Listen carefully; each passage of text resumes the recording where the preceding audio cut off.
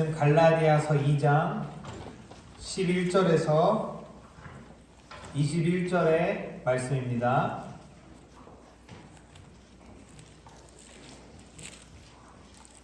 갈라디아서 2장 11절에서 21절 말씀입니다.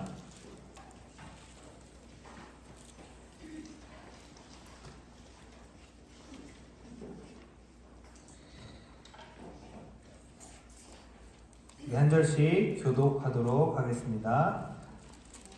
게바가 안디옥에 이르렀을 때에 책망받을 일이 있기로 내가 그를 대면하여 책망하였노라.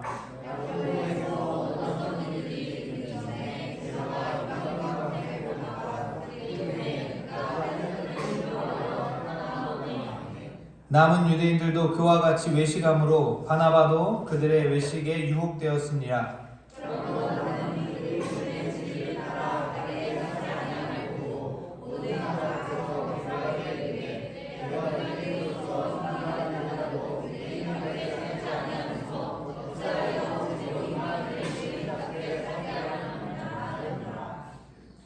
우리는 본래 유대인이요 이방 죄인이 아니로되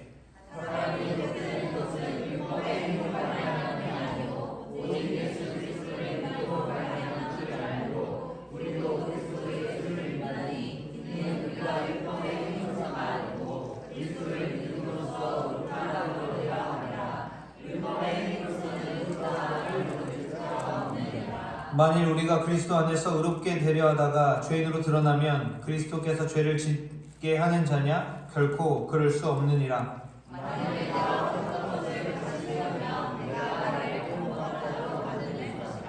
내가 율법으로 말미암아 율법에 대하여 죽었나니 이는 하나님에 대하여 살려 함이라. 내가 그리스도와 함께 십자가에 못 박혔나니 그런즉 이제는 내가 사는 것이 아니고 오직 내 안에 그리스도께서 사시는 것이라. 이제 내가 육체 가운데 사는 것은 너희의 사랑과 나를 위하여 자기 자신을 버리신 하나님 안에 있는 믿음 안에서 사는 것이라.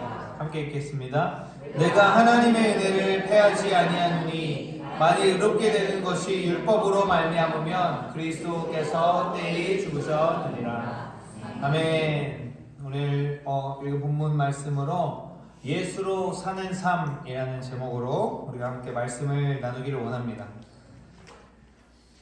오늘 말씀을 통하여서 우리가 예수로 사는 것이 무엇인가, 우리가 잘 알고 있듯이 진정 믿음으로 의롭다함을 받는 것이 무엇일까?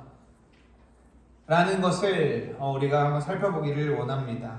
바울이 개척한 갈라디아 교회, 그 갈라디아 교회에 오늘 이 편지를 쓴 것이 갈라디아서인데, 그 갈라디아 교회에 바울이 개척하고 복음을 전한 뒤에 시간이 지난 뒤에 바울이 한 소식을 듣게 됩니다. 그 갈라디아 교회에 율법주의자들이 이제 틈타기 시작하여서 그 사람들의 그 믿음과 또 바울이 전한 복음, 바울의 사도권, 또 바울의 어떠함들을 계속해서 깎아내리면서 바울이 전한 복음 외에 갈라디아서에서는 다른 복음이라고 이야기하는데 그것들을 전하게 됩니다.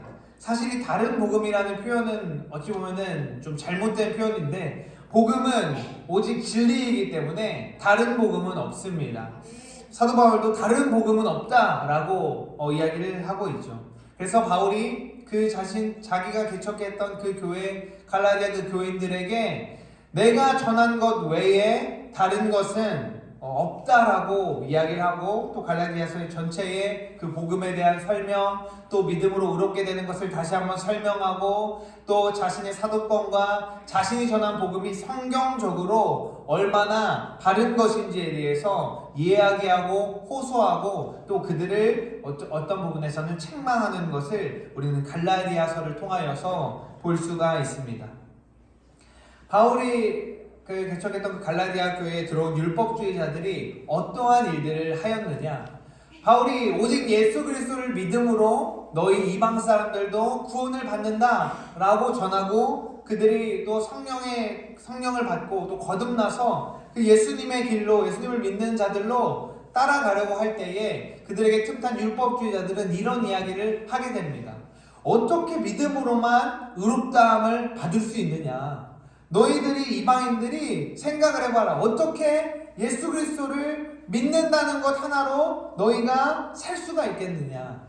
할례를 받아야 한다. 이 율법들을 지켜야 한다. 라고 이야기를 합니다. 그리고 자신들의 주장을 강조하기 위해서 사도 바울을 이제 깎아내리죠. 바울이 예수님을 보았느냐? 바울에게 예수님이 12제자냐? 바울이 뭐 능력을 행하는 걸 너희가 봤냐? 그리고 우리가 또 성경을 통해서 알 수 있지만 바울에게는 어떤 육신의 어떤 질병이 있었죠. 가시라고 표현하는데 성경에서는 바울이 이런 이야기를 합니다. 나한테 있는 그 육신의 질병이 너희들에게 시험 받을만 했는데 너희들은 그것을 품었다. 이런 이야기를 하게 되는데 우리가 많은 사람들이 안질이다, 또 간질병이다, 또 어떠한 일들이다 라고 얘기하지만 사실은 그것들은 거의 대부분의 추측이고 우리가 정확히 어떤 것인지는 알 수 없겠죠. 근데 이야기하고자 하는 것은 그런 것들을 이야기하면서 야 바울 자기가 그렇게 사도라고 이야기하는데 본인의 그 병도 짊어지고 있는 사람이 어떻게 그 사람 말을 우리가 믿을 수 있겠느냐, 그렇게 미혹을 하기를 시작을 하는 것입니다. 그래서 갈라디아 사람들이 그것들을 듣고 흔들리기 시작하는 거죠. 그래서 바울이 갈라디아서에 처음에도 너희가 어떻게 그렇게 빨리 복음에서 돌아설 수가 있느냐, 너희가 어떻게 그렇게 빨리 예수님을 믿는 믿음으로부터 돌아서느냐, 내가 이것이 오늘날로 표현하자면 정말 어이가 없다, 너희가 어떻게 그럴 수가 있느냐, 내가 이 말을 들으니까 너무 어처구니가 없다라는 호소를 갈라디아 사람들에게 하게 됩니다. 이 율법주의자들은 바울이 전한 복음, 그 복음이 준 그리스도의 그 자유를 방종의 기회로 삼은 자들입니다. 그러니까 다시 말해서 바울이 너희가 예수 그리스도를 믿으면 다시금 그 죄의 종이 아니라 이제 자유가 되고 예수 그리스도의 종으로서 이제 믿음으로 살아내야 돼. 그 전한 복음을 흐트러뜨리면서 마치 그 자유가 방종인 것처럼, 야 어떻게 예수 그리스도를 믿는다고 자유를 얻어? 너네 이것 지켜야 되고 이것들 해야만 너희들도 살 수가 있는 것이야. 그렇지 않으면 너네 그거 방종이야 라고 이렇게 거짓말을 하게 되는 것이죠. 그런 상황들 가운데 있는 그 갈라디아 사람들에게 편지를 하는 것입니다. 우리가 이 배경들을 조금은 알고 지금 갈라디아 사람들이 굉장히 혼란스러워하고 있고, 누구는 다시 유대교로 돌아가고 있고, 누구는 뭐가 진짜인가, 바울이 진짜인가, 무엇이 진짜, 누가 말한 게 진짜야, 이렇게 고민해 가면서 그 미혹되고 있는 그 상황 가운데 있다라는 것을 우리가 유념해 두고 오늘 말씀 가운데로 계속해서 들어가기를 원합니다. 오늘 말씀에 어제 갈라디아서 2장 11절에 처음 시작을 이제 보게 되니까 베드로죠. 베드로가 책망받는 일이 있습니다. 바울이 직접 얘기합니다. 우리 11절부터 13절까지 다시 한번 읽어볼까요? 시작.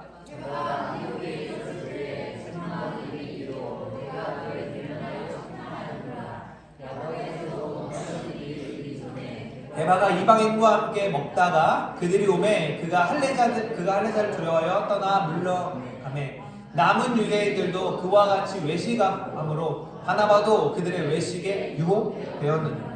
아멘. 이제 안디옥은 지역적으로 이제 예루살렘이 있다라고 하면은 예루살렘에서 좀 북쪽으로 한참 올라가면 이제 안디옥 교회가 있습니다. 그 이제 안디옥 교회는 이제 베드로가 이제 그 바울이 그 선교의 그 베이스 캠프로 삼았던 그런 곳이죠. 그 안디옥 교회에 이제 베드로가 이르렀습니다. 이방인들이 있기 때문에 베드로는 자연스럽게 이방인들과 식탁 교제를 하게 되었죠. 이 일은 어떤 것이냐면은 그 이전에 이런 일이 있습니다. 우리 잘 알고 있는 고넬료 일이 일어납니다.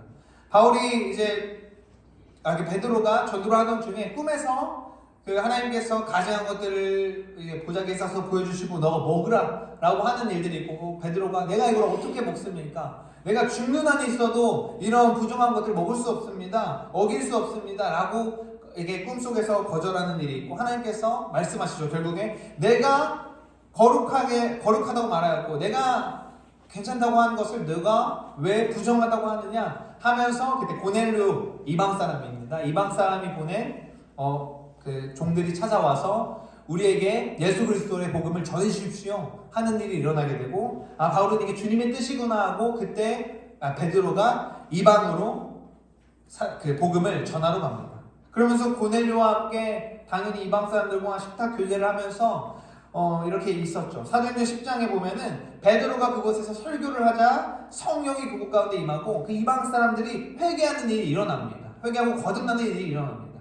그래서 베드로가 이것을 보고 예루살렘으로 돌아가서 내가 이렇게 이방에 가가지고 내가 이런 일들이 있었고 막 이방에 갔는데 이렇게 이런 일이 일어났다 얘기하니까 당연히 유대인들이 어떻게 네가 이방 사람들이나 밥을 먹을 수 있고 어떻게 이제 그럴 수가 있냐 얘기를 하자 이제 베드로가 설명을 하죠. 내가 이런 꿈도 꾸었고 이런 일들이 있었고 나는 그러면서 얘기합니다. 어떻게 하나님이 하는 일을 내가 막을 수 있겠느냐? 하나님이 이방 사람들에게 복음을 전하겠다고 하는데 내가 어떻게 막겠느냐? 이야기를 하면서 그러한 일들이 베드로의 가운데 있었습니다. 그러면서 이 예루살렘 교회에는 이제 암묵적으로 바울을 포함하여서 이제 이방 사람에게도 복음을 전하자라는 그러한 암묵적인 이제 약속들이 있었던 상황입니다. 그러면서 이제 베드로가 그 이제 야고보에게 그 예루살렘의 리더의 자리를 이제 내어주고 이제 베드로는 유대인들에게 복음을 계속해서 전하기 위하여서 이제 떠나면서 그 안디옥에 잠시 머물러는 그 상황입니다. 그러면서 이제 이방 사람들과 식사를 하고 있는 그때에 오늘 말씀해 보니까 야고보에게서 온 어떤 이들이 이르기 전에 게바가 이방인들과 함께 먹다가 그러니까 베드로는 이방 사람들과 함께 그냥 자연스럽게 식탁 교제하고 앞전에 있었던 것처럼 하나님도 이방 사람들에게 복음을 전하기 원하는구나 하는 걸 알고 그렇게 이제 밥을 먹고 있었습니다. 그런데 오늘 말씀해 보면은 야고보에게서 온 그러니까 예루살렘에서 온 어떤 사람들이 이제 베드로에게 어떤 말을 한 거죠. 그러자 베드로가 그 할례자들을 두려워하여 그 식탁 자리에서 조용히 물러나서 떠나버리는 일이 있었던 것입니다. 그 사건을 바울이 그 베드로의 면전에서 많은 사람들이 있는 자리에서 이거 잘못된 거야 하고 꾸짖었었어 라고 오늘 갈라디아서에서 기록을 하고 있는 것이죠. 어떠한 것이냐면은 야고보에서 온 그러니까 예루살렘에서 온 사람들이 아마도 베드로에게 이런 말을 했을 것입니다. 그래 우리가 이방 사람들에게 복음 전하는 거 우리도 이해해. 그거 주님의 일이라고 생각하는데 너가 이렇게 이방 사람들이랑 너가 그 1대 리더였는데 너가 베드로 당신이 이렇게 이방 사람들과 공공연하게 교제를 하게 되면은 우리 예루살렘 교회가 조금은 위험해질 수도 있을 것 같습니다. 또 우리 안에 아무래도 아직 그 완전하게 그 유대의 그것들을 저버리지 못한 사람들이 쉽게 말하면 초신자들이 아직 있는데 그들이 조금은 오해할 수도 있을 것 같습니다. 그런 얘기를 듣자 베드로는 자기 딴에는 교회를 생각해서 행동한 것입니다. 내가 이렇게 하면 예루살렘 교회가 위험할 수 있겠구나 이렇게 생각해서 물러난 것입니다. 사실 우리가 예루살렘 교회를 위하는 명분이었던 거죠. 우리가 당시 어떤 유대인들의 그 상황들을 조금 알면은 조금 이해가 갈 수 있는데 당시 그 유대의 민족적인 그 정신은 아주 저항 정신이 투철했던 시기였습니다. 왜냐하면 로마가 그 유대를 이제 완전히 점령하기 위해서 당시의 그 로마 황제가 자신의 그 산을 예루살렘의 성전에 놓기 위해서 군대를 이끌고 전진하였던 일들이 있었고 그것들을 막기 위해서 유대인들이 막 대항하고 정말로 그 목숨을 걸고 싸우는 일들이 있었던 것이죠. 그러니까 다시 말해서 당시에 그 전반적으로 이방인들에 대한 적대감이 엄청나게 높아져 있는 상황이었습니다. 그래서 베드로도 내가 이렇게 하는 것이 조금은 교회에 어려울 수가 있겠구나. 나는 이제 괜찮지만 이게 그 야고보에서 온 사람들 얘기 들어보니까 그럴 수도 있겠다 하고 외식을 했다라는 겁니다. 외식은 어떤 뜻이냐면은 그 원어를 우리가 해석해 보면은 배우가 가면을 쓰고 연극하는 것을 뜻합니다. 그러니까 이제 바울이 베드로한테 책망한 건 이것이죠. 너가 이방인들도 차별 없이 복음에게는 차별 없다라고 말하면서 그렇게 말을 하면서 그럼 네가 그렇게 외식한 거는 너가 차별 없다고 말한 게 그럼 연극이네? 거짓말이네? 너 이방인도 괜찮다고 했는데 그 거짓말이네? 라고 그렇게 책망을 하는 것입니다. 13절에 보니까 베드로의 그 모습을 보고 거기 있는 남아있던 유대인, 심지어 바나바까지, 그러니까 리더십들이 전부 다 그러한 외식의 행동을 했다라는 겁니다. 베드로는 교회가 위험해질 것 같아 라고 생각해서 자기 생각에서 그렇게 했는데 그로 하여금 그 복음의 진리가 흔들렸다라는 거죠. 오직 믿음으로 말미암아 구원에 이를 거야 라는 그 진리가 흔들렸다라는 것을 그 베드로를 책망하는 바울을 볼 수가 있습니다. 명분은 좋았으나 결국 이방인도 할례자와 같이 되어야 한다는 것을 그냥 인정하는 꼴이 되어버렸던 것이죠. 이러한 것들을 책망하게 되는 일이 오늘 있습니다. 이것을 바울이 갈라디아서에서만 이야기를 합니다. 이 게바가 책망받을 만한 일이 있었다는 것. 베드로에게는 굉장히 부끄러운 일이겠죠. 자기의 어떤 으로 책망받았다고. 그것을 바울은 공공연하게 갈라디아서에서 이야기를 합니다. 그만큼 이 리더십의 행동을 내가 책망한 것도 볼 수 있듯이 나는 그 믿음으로 말미암아 구원받는다는 것을 절대로 양보하거나 저버릴 수 없다. 오직 믿음으로 구원 얻는다. 할례가 아니라 율법이 아니라 오직 예수 그리스도를 믿는 믿음으로 구원에 우리가 이룰 수 있다라는 것을 갈라디아 교인에게 이야기를 하고 있는 것입니다. 그 사람 이 편지를 받은 갈라디아 사람들은 그렇게 느꼈겠죠. 와, 베드로까지도 이렇게 바울이 책망하면서 이렇게 믿음에 대해서 율법으로가 아니라 믿음으로 구원에 이르는 것을 사수했구나라는 것을 이들도 느꼈을 것입니다.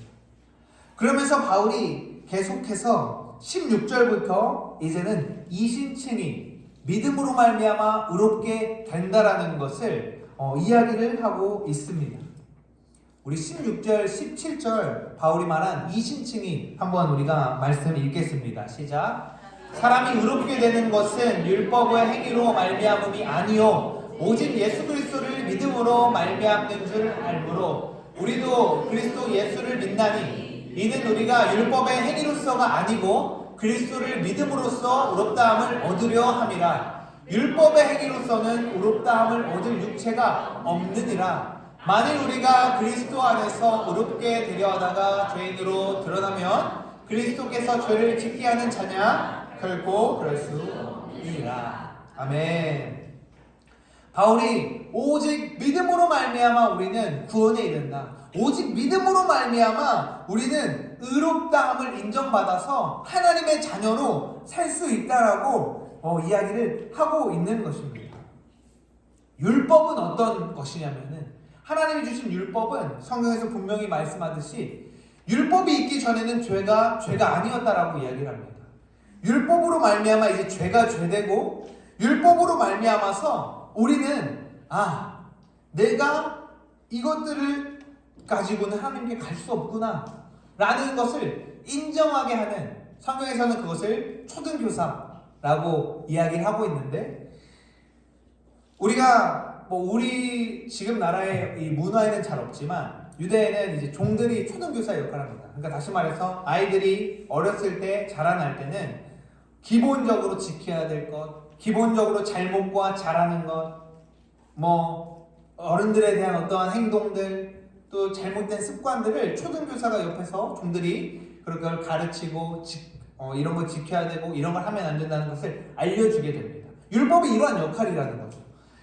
그렇지만 우리가 장성하여서 이제 나의 그 생각대로 살아갈 수 있을 때 초등교사는 이제 필요가 없게 되는 것이죠. 이렇듯 율법은 우리에게 죄를 인지하게 하고 우리가 이것으로는 나로서는 하나님께 갈 수 없구나라는 것을 인정하게 하는 것이 율법입니다. 율법의 행위로는 의롭다함을 받을 육체가 하나도 없다라고 말을 하고 있습니다. 성경에 나와 있는 모든 율법, 하나님 말씀하신 그 율법을 하나부터 끝까지 다 지키는 사람은 없다라고 이야기하고 있는 것이죠.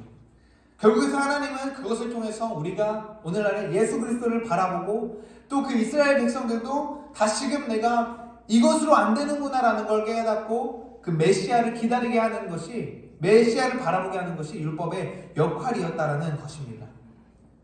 바울이 어떤 사람입니까? 그가 사울이었을 때에 율법을 너무나도 잘 지키기 위해서 최선을 다하였고, 율법을 잘 지키기 위해서 이들은 성인이 되기 전에 이미 10대 초반에 모세오경을 이미 내 안에 완전히 다 외우게 되고, 이미 내 안에 그 말씀, 그들에게 말씀은 율법인 것이죠. 그것을 가득 채워서 내가 그대로 살아가려고 어떻게든지 해보려고 했던 그러한 아주 열심이었던 사람입니다.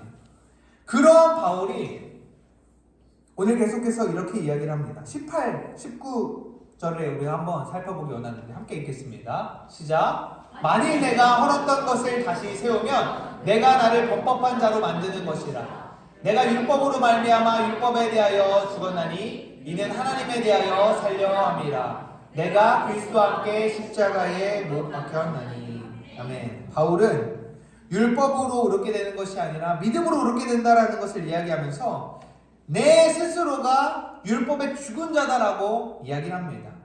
성경의 많은 곳에서 사도 바울이 자기가 원래 어떤 사람이었는지를 이야기하는 부분이 많이 나와 있죠. 내가 히브리인 중에 히브리인, 내가 유대인 중에 유대인이다. 내가 율법으로는 내가 정말로 그것을 지키기 위해서 정말 흠없다라고 들을 정도로 그렇게 내가 했던 사람인데, 내가 지금은 내가 완전히 내가 율법으로 말미암아서 그것에 대해서 죽었다.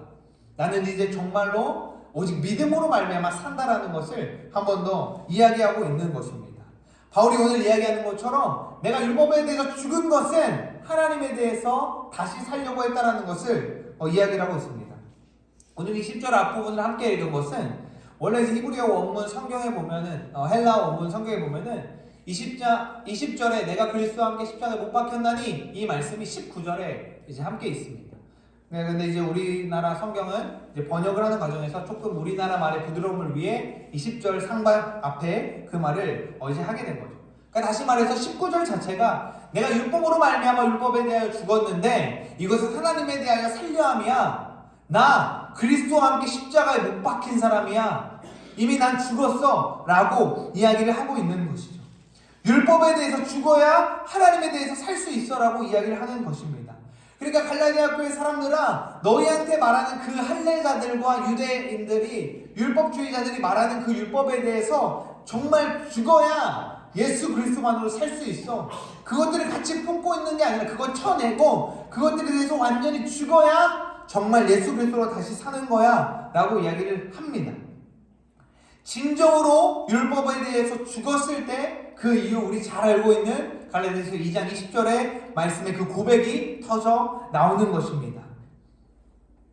우리 20절 말씀 먼저 20절 함께 읽겠습니다. 시작. 그런즉 이제는 내가 사는 것이 아니요 오직 내 안에 그리스도께서 사시는 것이라.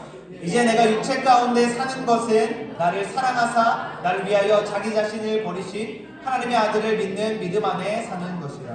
아멘. 의도적으로 아까 말씀드린 그 19절과 20절의 관계를 설명하기 위해서 조금은 이렇게 본문을 이제 편집하였습니다. 이제 내가 사는 것이 아니라 내 안에 그리스도께서 산다. 믿음 안에서 나는 산다. 왜? 나는 죽었기 때문에 이제 나로서는 살 수가 없다라고 이야기를 하는 것입니다. 그리스도로 산다. 나를 살리신 그리스도로 산다라고 이야기를 하고 있습니다. 내가 하나님의 은혜를 패하지 아니하노니 만일 내가 이렇게 의롭게 되는 것이 율법으로 말미암은 것이면 어떤 것이냐? 그리스도께서 헛되이 죽었다라고 바울은 이야기합니다. 갈라디아 사람들아, 너희가 미혹된 그 사실, 믿음 플러스 율법이 몇 가지는 있어야 돼라는 그걸로 만약에 의롭게 된다라고 하면 그리스도께서 죽은 것이 헛되다라고 이야기를 하고 있는 것입니다. 사랑하는 성도 여러분, 오늘 우리는 저와 여러분 스스로에게 이러한 질문을 하기 원합니다. 나는 믿음으로 살고 있는가를 우리가 한번 질문해 보기를 원합니다. 우리가 정말로 그리스도를 믿는 믿음으로 살고 있는가? 라는 질문을 하기 원하는데, 오늘날 사실 여기 있는 저와 여러분 모두를 포함하여 모든 그리스도인들이 이 신칭이 오직 믿음으로 의롭다함을 얻는다 라는 것을 모르는 사람은 아마 없을 것입니다. 여기 율법의 행위로 구원받는다고 생각하시는 분 있으십니까? 있으세요? 없지 않습니까? 지금 그 지나가는 교인 누구를 찾아봐도 당신 혹시 율법으로 구원받으려고 하나요? 물어봤을 때 아무도 아니요, 저는 믿음으로 구원받는데요. 아니요, 저는 이제 율법이 아니라 예수 그리스도를 믿는 믿음으로 구원받는다는 사실을 믿는데요 라고 말을 할 것입니다. 그런데 우리가 한 가지 다시 한 번 더 생각해 봐야 할 것은 오늘날 이 율법은 무엇인가 하는 것입니다. 다시 말해서 이 율법주의자들은 갈라디아 사람들한테 이걸 이야기합니다. 야, 예수 그리스도의 그 이름 플러스 율법이 있어야 구원받아. 다시 말해서 예수만으로는 부족해. 다시 말해서 너희들이 구원받는 길, 이 율법이 있어야 돼.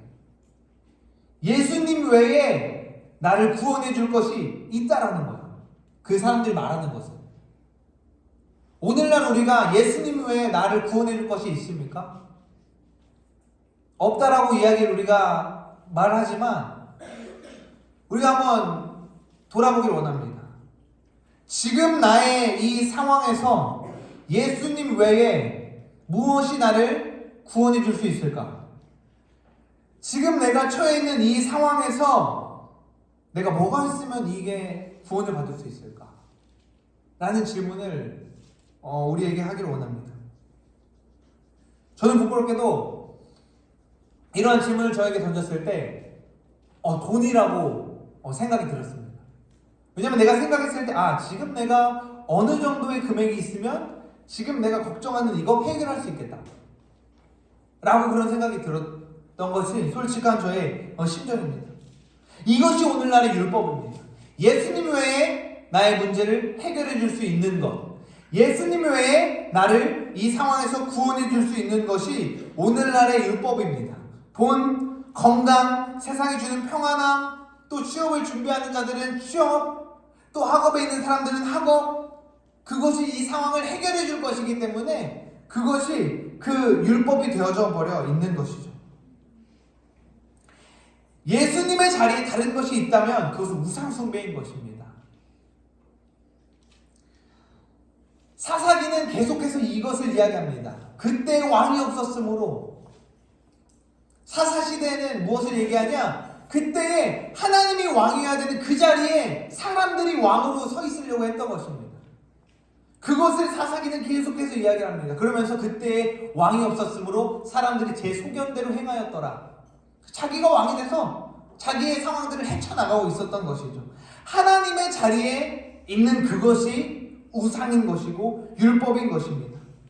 우리가 예수님 외에 다른 것으로 구원을 얻으려 한다면 할례자들이 말하는 것처럼 율법도 지켜야 천국 가 라는 것과 같은 것입니다. 율법이 있어야 살아 라고 말하는 것과 같은 것입니다. 사랑하는 성도 여러분, 우리가 속해 있는 세상은 우리를 통해서 하나님을 봅니다. 아멘? 우리를 통해서 예수님을 봅니다. 우리도 친구들이 있는데 저도 아이들한테 계속 말하는 것이 너희들을 통해서 너희 학교 친구들이 너를 본다라고 이야기를 합니다. 제가 그런 얘기를 했습니다. 만약 우리가 이제 너네 학교 전도를 나가는데 학교에 전환이 오는 것이 싫은 사람은 학교 생활이 교회 생활과 다른 사람이다. 왜냐면 학교에서 나의 모습이 내가 생각해도 좀 부끄럽다는 거 아니까 이제 오는 게 싫은 것이죠. 친구들과의 관계에서의 모습이 내가 알고 있는 내가 살아야 될 모습과 다르니까 그것을 공개하는 것이 싫은 것이죠. 세상은 우리를 통해서 하나님을 봅니다. 세상 사람들, 저와 여러분이 교회 다니는 거 잘 알고 있습니다. 부끄럽게도 저는 이제 이름인지라 대학생활 다닐 때 제 이름을 들으면 다 교회 다니는 사람인지 심지어는 아버님 목사님이십니까? 물어보는 사람도 많이 있었습니다. 세상은 우리의 모습을 통해서 예수 그리스도를 보고 하나님을 보는데 저는 그렇지 못했던 시절들이 많이 있었던 것 같습니다. 주님을 제가 인격적으로 만나기 전에 그 성인이 됐을 때, 이제 나에게 자유가 주어졌을 때, 또 군대에 가서 어떤 그 모든 상황 속에서 나를 통해서 예수님이 이런 분이라는 걸 들었어야 되는데 어쩌면 오히려 내가 가기 때문에 누군가는 오지 않는 교회를 만들어 버렸을지 그렇기도 했던 것 같습니다. 세상은 저와 여러분을 통해서 예수님을 바라보고 예수님을 알게 되는 것입니다. 그것이 하나님이 의도하신 것입니다. 하나님이 우리를 증인 삼으신 것은 예수님이 제자들에게 가라 한 것은 자 이제 너희가 나를 증거하고 보여줘라 라고 했던 것입니다. 그래서 칼을 차고 다니던 베드로, 칼을 차고 다니면서 무엇인가 일이 있을 때 뭐 대항하려고 했던, 이에는 이, 눈에는 눈으로 갚아주려고 했던 그러한 성질의 베드로도 예수님께서 증인으로 보내셨을 때 이제 그냥 순순히 그 십자가에서 순교를 택한 것이죠. 잡혀갈 때 순교를 택한 것입니다. 바울도 자기의 시민권을 사용하여서 얼마든지 고통 안 당할 수 있었고, 자기의 그 어떠한 것들을 사용하여서 내가 얼마든지 조금은 편하게 선교할 수 있었습니다. 하지만 예수님께서 말씀하신 방법, 내가 예수님을 드러내는 일에 있어서 바울의 그 시민권과 어떤 물질들과 어떤 사도권들이 예수님을 가리는 일이 된다면 나는 no, 그거 사용하지 않겠다 라고 하는 것이 바울의 모습이었습니다. 우리가 예수 믿고 천국 가세요 이렇게 전도하면서 우리는 예수님만 의지하지 않고 다른 것으로 구원을 얻으려 한다면, 예수 믿고 천국 가세요, 예수 믿고 구원 받으세요 이야기하면서 나는 다른 것으로 이 내 상황들을 돌파하려고 한다면 그것은 거짓이고 위선인 것이죠. 가면을 쓰고 있는 것이나 마찬가지인 것입니다. 우리가 예수님만을 의지한다라고 말하면서 나의 옆에 사람이 나를 볼 때 염려하고 고민하고 걱정하는 것들을 계속 풍겨준다면, 와, 저 사람은 예수 믿는 사람이 저 사람도 염려를 하는구나, 뭐 똑같네 라고 생각하지 않겠습니까? 어떤 그 심리학자 연구에 따르면 사람이 하는 염려의 40%는 절대로 일어나지 않는 일이라고 합니다. 그리고 22%는 내가 아무리 고민해도 내가 어떻게 할 수 없는, 그러니까 내가 굳이 염려하지 되지 않은 그 어떤 사소한 고민들이라고 합니다.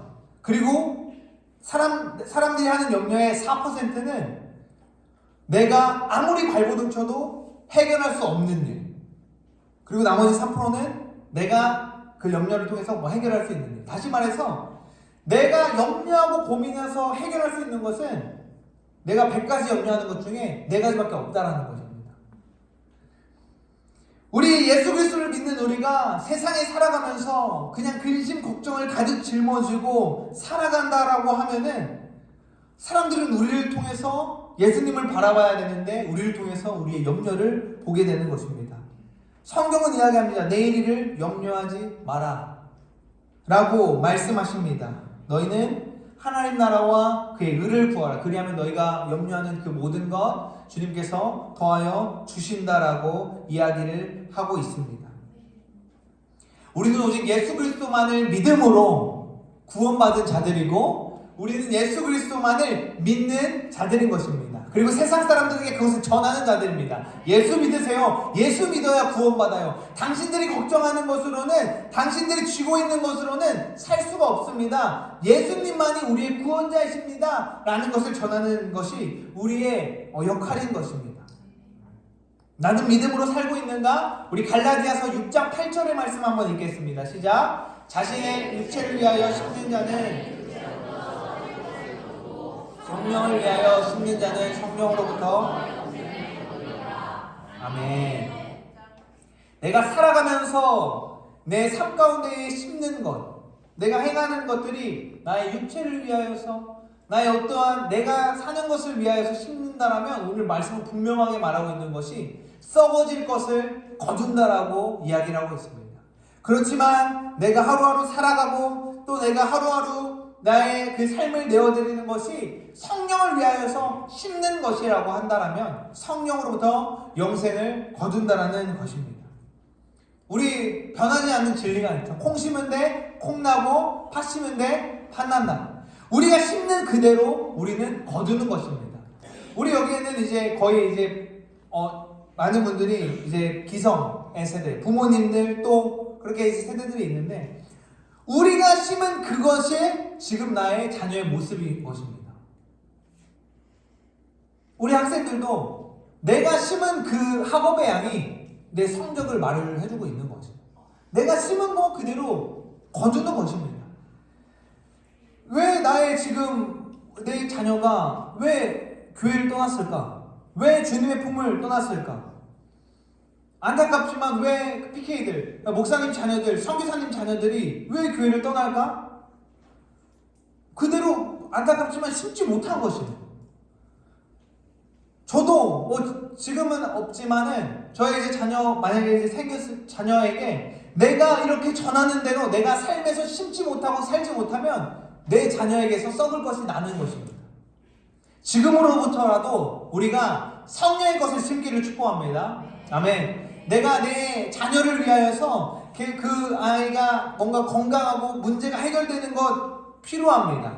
세상 살아가는데 너무나도 필요하고 중요하지만 그것보다도 주 예수를 믿고 예수 그리스도로 말미암아 구원을 얻는 것, 나의 자녀가 오직 주님만을 의지하는 자녀가 되기 원한다 한다라면 지금부터 오늘부터 그 믿음을 심어야 한다라는 것입니다. 아멘. 우리 사랑하는 우리 그 중고등학교 친구들이 내가 정말 하나님의 자녀로 살기 원한다 하면은 지금부터 말씀을 심고 기도와 예배를 심어야 한다라는 것입니다. 지금 심지 않으면 이미 내가 나중에 그것을 알아서 그때 심으려고 할 때 이미 난 썩어질 열매를 따고 있는 것입니다. 지금 우리는 심어야 하는 것입니다. 그래서 우리가 우리 키즈유스 친구들한테는 너희들 미디어 보지 마라, 눈으로 너희 안에 썩어질 것, 그 잔인한 것들 심지 마라, 말씀 봐라, 예배 드리고 해라 하는 것입니다. 내가 내 안에 심은 대로 나는 것입니다. 우리가 우리 안에 심은 믿음대로 우리 삶의 현장에서 믿음이 열매가 맺혀지는 것입니다. 우리가 매일 염려를 심기 때문에 그 염려의 열매가 나는 것이고, 내가 맨날 세상에 썩어질 것을 걱정하고 심기 때문에 계속해서 그 썩어질 열매만 우리가 따먹고 있는 것입니다. 사랑하는 성도 여러분, 오직 예수님만 의지함으로 삽시다.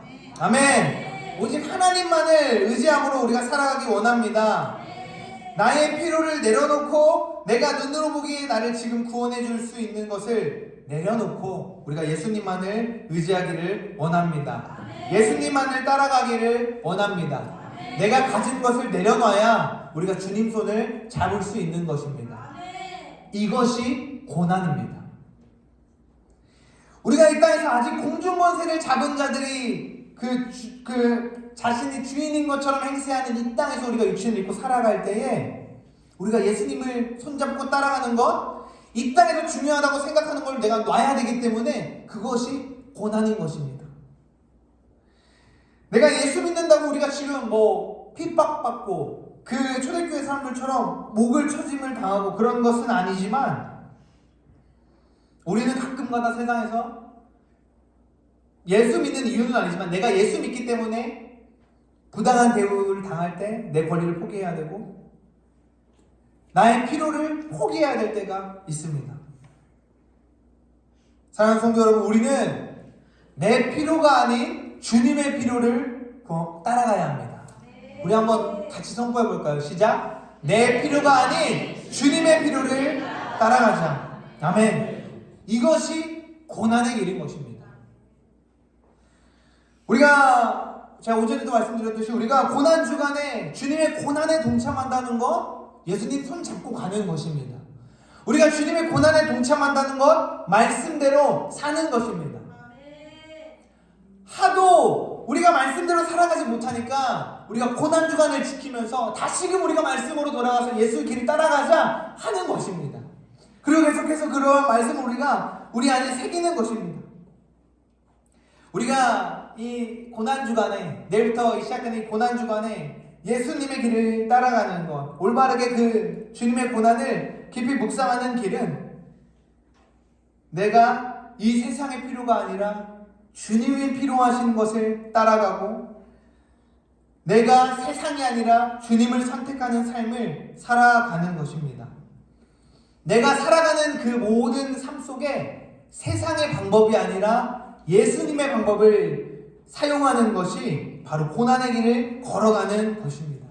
예수님이 가신 그 길을 따라가는 것입니다. 바울도 이렇게 얘기합니다. 우리가 예수님의 길을 따라가는 것이 과연 어떻게 가능한 것인가? 사도 바울, 그 성경의 신약의 대다수의 그 부분을 차지하는 서신, 성경들을 썼고 정말로 그 삶으로 예수님을 나타내었던 그 사도 바울조차도 고린도전서 15장 31절에 이렇게 고백합니다. 나는 날마다 죽노라 라고 이야기를 합니다. 내가 죽어야 예수 그리스도가 사는 것입니다. 우리 오늘 말씀의 20절에서 내가 이제 죽고 내 안에 그리스도가 산다 라고 이야기를 하고 있죠. 20절을 보면 그런데 내가 아직 육체 가운데 있다라고 이야기를 하고 있습니다. 내 안에 그리스도가 살지만 나는 아직도 육체 가운데서 연약하다라는 고백을 하는 것입니다. 그래서 나는 매일 죽고 하나님의 아들을 믿는 믿음으로 다시 산다라고 이야기를 하고 있습니다. 오직 예수 그리스도만이 나의 구원자라는 것을 믿을 때 우리가 성령 충만함을 입는 것이고 내가 죽어야 내 안에 예수님이 살아가는 것입니다. 내가 오늘 하루 살아갈 때 내가 지금 먹어야 되는 필요, 이건 음식을 말하는 것이 아니라 내가 필요한 것을 내 안에 채울 것을 내 필요 때문에 채우는 것이 아니라 주님이 원하는 것을 채우는 것.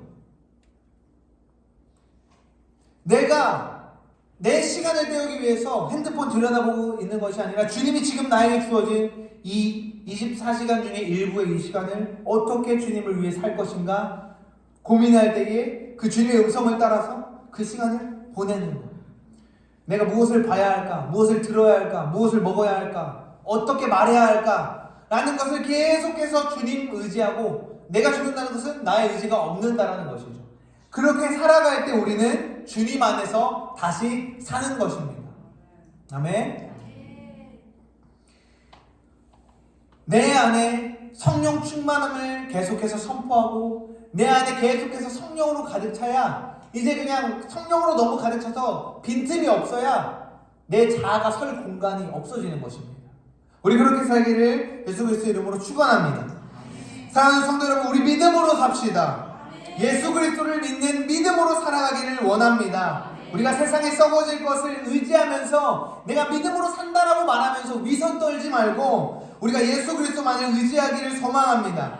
나를 죽이고 내 안에 성령 충만함으로 우리 예수 그리스도를 사는, 그래서 정말 이 한 주를 정말로 내 최선을 다해서 예수님 따라가기 위해서 노력했을 때 우리가 얼마나 그 부활의 그 새벽에 그 예배 가운데 얼마나 그 기쁨이 넘쳐날까요? 우리 한번 그때에 일주일 뒤에 한번 우리 서로의 얼굴을 확인하면서 우리 한번 확인해 보기를 원합니다. 얼마나 정말로 그 예수님 길을 따라가기 위해서 이 사람이 살았을까 하는 것을 정말 그 기쁨을 누리시기를 소망합니다. 기도하겠습니다. 하나님 감사합니다. 오늘 말씀을 통하여서 우리가 예수 그리스도로 사는 것이 무엇일까? 내가 믿음으로 말미암아 구원을 얻는다라는 것 이미 머리로 잘 알고 있고 내가 계속해서 입술로 이미 고백하지만 하나님 내 삶에는 너무나도 예수 그리스도의 이름 말고도 나의 상황을 해결해 줄 것들이 너무나도 많이 있었음을 회개합니다. 하나님 내가 이제는 그 모든 건 내려놓고 오직 예수, 나를 위하여 이 땅에 오시고 십자가 지시고 그 죽음 가운데에서 나를 살려내신 오직 예수 그리스도를 믿는 믿음으로 살아내기 원합니다. 하나님 우리 한 주 동안의 삶을 살아갈 때에 우리가 계속해서 예수님을 따라갈 수 있도록 계속해서 내 안에 성령 충만함으로 내가 살아가는 동안 그 성령의 향기와 성령의 충만함이 흘러 넘쳐가는 그 삶이 내 삶에 있도록 하나님 우리 한 사람 한 사람을 붙들어 주시고 인도하여 주십시오. 하나님 그래서 고난에 동참하는 예수 그리스도가 가신 그 길을 나도 예수 그리스도의 손잡고 따라가는 사랑하는 저와 우리 나경교회 모든 성도님들 될 수 있도록 성령 하나님 충만함으로 임하여 주십시오. 감사합니다. 예수 그리스도의 이름으로 기도합니다. 아멘. 우리 찬송가 543장 함께 찬양하시겠습니다.